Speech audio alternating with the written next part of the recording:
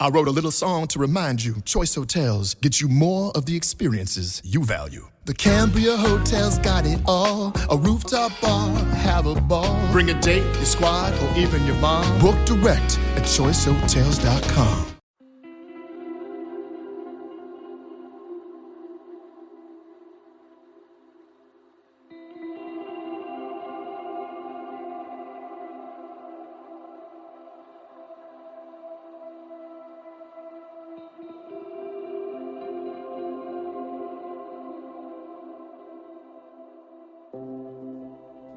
The registers upon the back are smaller than those on the face, being at least 4, in place of the 2 scenes devoted to Ningirsu and his attendant deities. As expected, the scenes upon the back of the stele are on a smaller scale than those upon the face, and the number and variety of the figures composing them are far more significant. Short space has been left on the reverse of the stone for the inscription, the more significant part of which is engraved on the front of the monument, in the broad spaces of the field between the divine figures. Of the highest of the 4 registers upon the reverse, 4 fragments have been recovered, one of which proves that the curved head of the stele on this side was filled with the representations of vultures, to which reference has already been made. The sculptor's intention was clearly to represent them as flying thick in the air overhead, bearing off from the field of battle the severed heads and limbs of the slain. Thus the birds formed a decorative and striking feature of the monument, and the popular name of the stele, which is derived from them, is fully justified. In the same register on the left is a scene representing Anunnaki leading his troops in battle.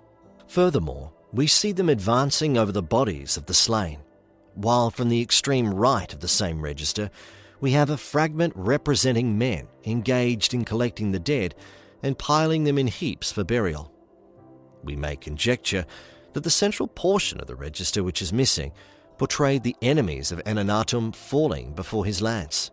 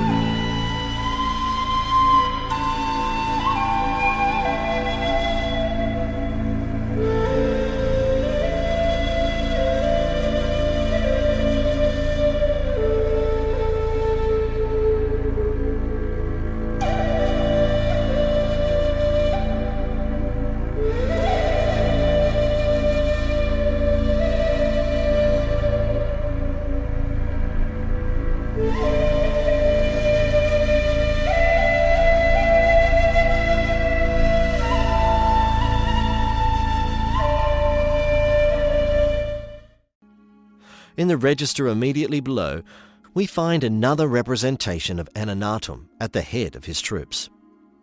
However, they are not in battle array, but on the march. And Anunnaki, instead of advancing on foot, is riding before them in his chariot. The sculptured representations of Anunnaki and his soldiers preserved upon these fragments are of the most significant importance, for they give a vivid picture of the Sumerian method of fighting, and supply detailed information concerning the arms and armour in use at this early period. We note the Sumerians advance to the attack in a solid phalanx, the top rank being protected by massive shields or bucklers that covered the whole body from the neck to the feet and were so broad that, when lined up in battle array, only enough space was left for a lance to be levelled between each. The lance-bearers carried as an additional weapon an axe, resembling an adze with a flat head. From the second register, in which we see the army on the march, the rank and file carried no shield for personal protection. Men in the front rank only bore the huge bucklers, and they thus protected the entire front of an attacking force as it advanced in solid formation. In the scene in the upper register, 2 soldiers are sculptured behind each shield, and in each gap between the shields, 6 lances are levelled, which are grasped firmly in both hands by the soldiers wielding them. The massing of the lances in this fashion is a device of the sculptor to suggest 6 rows of soldiers advancing one behind the other to the attack. Wow! A Lego set is a gift that always clicks. And clicks. Watch out! And clicks. For kids who love adventure, choose a Lego set. A gift that always clicks. Each lance is represented as grasped in both hands by its owner. Proves the shields were not carried by the lance bearers themselves, but by soldiers stationed in the front, armed only with an axe. The sole duty of a shield bearer during an attack in phalanx was clear to keep his shield in position, which was broad enough to protect his own body and that of the lance bearer on his right. Thus, the representation of 2 soldiers behind each buckler on the stele of the vultures is a perfectly accurate detail. As soon as an attack had been successfully delivered and the enemy was in flight, the shield bearers could discard the heavy shields they carried and join in the pursuit. The light axe with which they were armed was admirably suited for hand-to-hand conflicts, and it is probable that the lance bearers themselves abandoned their heavy weapons and had recourse to the axe when they broke their close formation.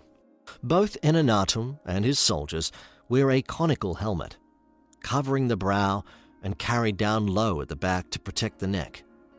The royal helmet being distinguished by the addition at the sides of moulded pieces to protect their ears. Both these shields and the helmets were probably of leather, though the 9 circular bosses on the face of each of the former may have been of metal. Their use strengthened the shields, and they were probably attached to a wooden framework on the other side. They would also protect the surface of the shields by deflecting blows aimed at them. The royal weapons comprised a long lance or spear wielded in the left hand, and a curved mace or throwing stick formed of 3 strands bound at intervals, with thongs of leather or metal bands. When in his chariot on the march, the king was furnished with additional weapons, comprising a flat-headed axe like those of his soldiers and several light darts, some fitted with double points. These last he carried in many quivers attached to the forepart of his chariot, and with them we may note a double-thronged whip, doubtless intended for driving the ass or asses that drew the vehicle. The soldiers following Anunnaki in both scenes were probably picked men, who formed the royal bodyguard, for those in the battle scene are distinguished by the long hair, or instead wig, that falls upon their shoulders from beneath their helmets, and those on the march are seen to be clothed from the waist downwards in the rough woolen garment similar to that worn by the king. They may well have been recruited among the members of the royal house and the chief families of Lagash. The king's apparel is distinguished from theirs by adding a cloak, possibly of skin, worn over the left shoulder, so that it leaves the right arm and shoulder entirely free. Considerable light is thrown upon the burial customs of the Sumerians by the scene sculptured in the 3rd register, or section, on the reverse of the stele of Anunnaki. Portions of the scene are preserved upon the fragments C and F, which we've already noted may be connected using the fragment G, preserved in the British Museum. In this register, we represent the scenes following the victory of Anunnaki, when the king and his army had time to collect their dead and bury them with solemn rites and sacrifices to huge tells or burial mounds. It will be remembered that a fragment of the top register portrays the collection of the dead upon the battlefield. Here on the left, we see the mounds in construction, under which the dead were buried. The dead are entirely nude, and are seen to be piled up in rows, head to head and feet to feet alternately. The 2 corpses at the base are sculptured, lying flat upon the ground and as the tell rises, they appear to be arranged like the sticks of a fan. This arrangement was doubtless because of the sculptor's necessity to fill the semicircular head of the tell and not represent how the corpses were arranged for burial. We may conclude that they were set out symmetrically in double rows and that the position of everyone was horizontal, additional rows being added until sufficient height had been attained. 2 living figures are sculptured on the fragment, engaged in the work of completing the burial. They are represented as climbing the pile of corpses, and they seem to help themselves up using a rope they grasp in their right hands. They carry baskets piled up with earth on their heads, which they are about to throw upon the top of the mound. In the relief, they appear to be climbing up on the limbs of the dead, but it's probable that they began piling earth from below and climbed the sides of the mound as it was raised. The sculptor has not seen how to represent the sides of the tail without hiding his corpses, so he has omitted the piled earth altogether, unless what appears to be a rope which the carriers hold is intended for the side of the mound in section. Some suggest that the carriers are bearing offerings for the dead, but the baskets appear to be heaped with earth, not offerings. And the record in the text upon the stele that Enenatum piled up 20 burial mounds after his battle with the men of Umma is sufficient justification for the view that the scene represents one of those mounds in construction. Part of the stele of the vultures, sculptured with a sacrificial scene which took place at the burial of the dead after the battle. The fragments represent the head of a bull, staked to the ground and prepared for sacrifice. The foot and robe probably belonged to a figure of Anunnatum, who presided at the funeral rites. The continuation of the scene upon the other 2 fragments proves that the burial of the dead was attended with elaborate funeral rites and the offering of sacrifices.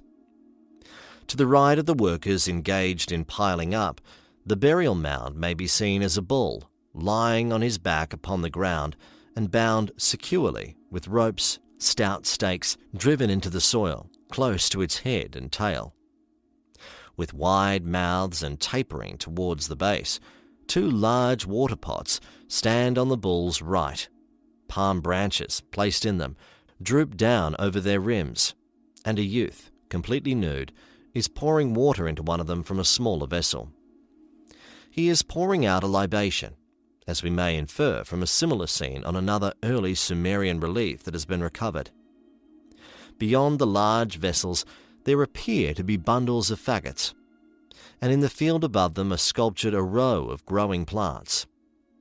As they appear to do in the sculpture, these probably do not rise from the large vessels, but form a separate row beyond the faggots and the vessels. At the head of the bull may be seen the foot and part of the robe of a man who directs the sacrifice. As in all the other registers upon the reverse of the stele, Anunnatum occupies a prominent position. We may conclude that this is part of the figure of Anunnatum himself. He occupies the centre of the field in this register and presides at the funeral rites of the warriors who have fallen in his service. Stele of the vultures, which was sculptured with a scene representing Anunnatum, deciding the fate of prisoners taken in battle.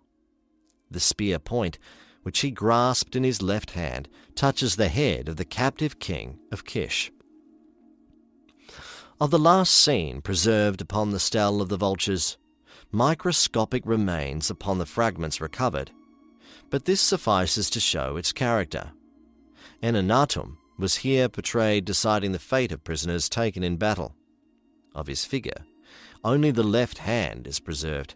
It grasps a heavy spear or lance by the end of the shaft, as in the second register. The spear passes over the shaven heads of a row of captives, and at the end of the row, its point touches the head of a prisoner of more exalted rank, who faces the king and raises one hand in token of submission. A fragment of inscription behind the head of this captive gives the name Al, king of Kish, and it may be concluded with the considerable probability that these words form a label attached to the figure of the chief prisoner, like the labels engraved near the head of Anunnaki in the 2 upper registers, which describe him as Anunnaki, champion of the god Ningirsu. There is much more to be said for this explanation than for the possibility that the words formed part of an account of a war waged by Anunnaki against Kish, added to the record of his war with Umar. According to such a view, the stele must have been more significant than we have supposed, since it would have included additional registers at the base of the reverse for recording the subsequent campaigns and their illustration employing reliefs. The monument would thus have been erected to commemorate all the wars of Anunnaki. That against Umar would be the most important, and its record, copied directly from the text of the treaty, would still occupy 3/4 of the stone. Moreover, we should have to suppose that the scribes slavishly copied the text of the stele of delimitation, even down to its title, and done not try to assimilate the later records, which we must assume he added as additional paragraphs. Such a supposition is improbable, and it's preferable to regard the words behind the prisoner's head as a label, and to conclude that the connected text of the stele ended, as it appears to do, with the name and description of the stone, which is engraved as a sort of colophon upon the upper part of the field in the 4th register. According to this alternative, we need to assume no registers other than those we already possess fragments, and the conception and arrangement of the reliefs gain immensely in unity and coherence. On the obverse, we have only 2 registers, the upper one relatively larger than the one below, and both devoted, as we have seen, to representations of Ningirsu and his attendant goddesses. The reverse of the stone, divided into 4 registers, is assigned entirely to Anunnaki, who is seen leading his troops to the attack, returning in his chariot from the field of battle, performing funeral rites for his dead soldiers, and deciding the fate of captives he has taken. Thus, the reliefs admirably illustrate the description of the war with Umar, and we may conclude that the stele of the vultures was the actual stele of delimitation set up by Anunnaki upon the frontier, or, as is more probable, an exact copy of its text, embellished with sculptures upon a stone which Anunnaki caused to be carved and set up within his city as a memorial of his conquest. Indeed, we might make the further assumption that the stele was erected within the temple of Ningirsu, since it commemorates the recovery of Guiden, the territory that was peculiarly his own. The stele of the vultures, with its elaborate and delicate relief, would have been out of place upon the frontier of Guiden, where we may conjecture the memorial stone would have been made solid and plain to offer little scope for mutilation. If destined to be set up within the shelter of Ningirsu's temple in Lagash, the sculptor would have had no restriction placed upon his efforts, and the prominent place assigned to Ningirsu in the reliefs upon the face of the memorial is entirely in keeping with the suggestion that the stele of the vultures at one time stood within his shrine. In favour of the view that the monument was not the actual stele of delimitation, we may note that towards the close of its text, some 4 columns were taken up with lists of other conquests achieved by Anunnaki, in all Kuduru inscriptions, or boundary stones, which should safeguard the property or claims of private individuals. The texts close with a series of imprecations calling down the anger of the gods upon anyone infringing the owner's rights.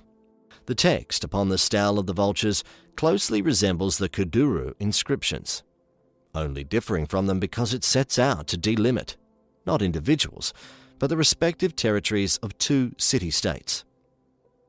We should therefore expect that, like them, it would close with invocations to the gods. Moreover, the cone of Entemena, the text of which was undoubtedly copied from a similar stele of delimitation, ends with curses, and not with a list of Entemena's achievements. If the short list of Enenatum's titles and conquests be omitted, the text upon the stele of the vultures will end with the series of invocations to Enlil and other deities reference has already been made. Therefore, we may conclude that the original text, as engraved upon the stele of delimitation, ended at this point, and that the list of other conquests was only added upon the memorial erected in Ningirsu's temple. If data management is slowing down your business, you need the Intuit ERP. If one entity is here, and one here, and one here, and one here, you need the Intuit ERP. If scaling your business feels like starting over, you need the Intuit ERP. Intuit Enterprise Suite is the AI-native ERP solution that consolidates, migrates, and automates, all in one place. Learn more at intuit.com/ERP. Apart from the interest attaching to the memorial itself, this point has a bearing upon the date of the conquest of Umar, concerning the other successful wars conducted by Anunnaki in the course of his reign. It might reasonably be urged that the subjugation of the neighbouring city of Umar would have preceded the conquest of more distant lands and cities, over which Anunnaki imposed his sway. In that case, we assume that the list of conquests upon the stele of the vultures was added later. It is equally possible that the war with Umar took place well on in Anunnaki's reign, and that, while the Patisi and his army were away on distant expeditions, their ancient rival Umar refrained from taking advantage of their absence to gain control of the coveted territory of Guiden. Both cities may for years have respected the terms of Mesalim's treaty, and Lagash, while finding scope elsewhere for her ambition, may have been content to agree in the claims of independence put forward by her nearest neighbour. Thus, the list of Anunnaki's conquests may well have been engraved upon the stele of the vultures when the treaty with Umar was drawn up. Following this view, we shall see there are reasons for believing that several of Anunnaki's conquests occurred before his war with Umar, and it is quite possible to assign to this earlier period the others mentioned in the list. The conquest of Kish stands in close relation to that of Umar, for apart from the portrayal of the king of Kish as a captive upon the stele of the vultures, there is a passage in the main body of the inscription which would seem to connect the outbreak of war between Umar and Lagash with the influence of that city. In the broken passage recording the encouragement given to Anunnaki by Ningirsu after the raid of Guiden, the names of Umar and Kish occur together, and the context of the passage suggests that Ningirsu here promises his Patisi victory over both these cities. We may therefore conjecture that the ambitious designs described by Antamina as actuating Ush, the Patisi of Umar, in raiding the territory of Lagash were fostered by the city of Kish. It is probable that Anunnaki had already given proof of his qualities as a military leader, and had caused the king of Kish to see in Lagash a rival for the hegemony which the north had long enjoyed. To sow dissension between her and her neighbour, Umar, would have appeared a most effective method of crippling her growing power, and it is possible that the king of Kish promised his support and furnished a contingent of his soldiers to assist in the attack. The representation of the captive king of Kish upon the stele of the vultures may be interpreted as proving that he led his troops in person and was captured during the battle. The relief is perhaps not to be taken too literally, and may merely symbolize the defeat of his forces and those of Umar, and his failure to render them any effective aid.